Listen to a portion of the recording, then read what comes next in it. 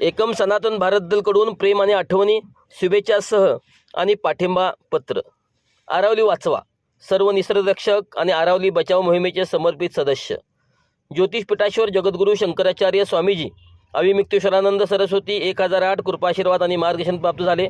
एकम सनातन भारत दल आरावली वाचवा मोहिमेचे नेतृत्व करत तुम्ही सर्वजण आरावली पर्वतरांगांच्या संवर्धन आणि संवर्धनासाठी वचनबद्ध आहात. ही खूप आनंदाची गोष्ट आहे. आरावली ही केवळ दगडांचा ढीग नाही, तर ती उत्तर भारताची जीवनरेखा आहे आणि आपल्या प्राचीन संस्कृतीची साक्षीदार आहे. आपल्या सनातन संस्कृतीत ती निसर्गाला माता मानली जाते.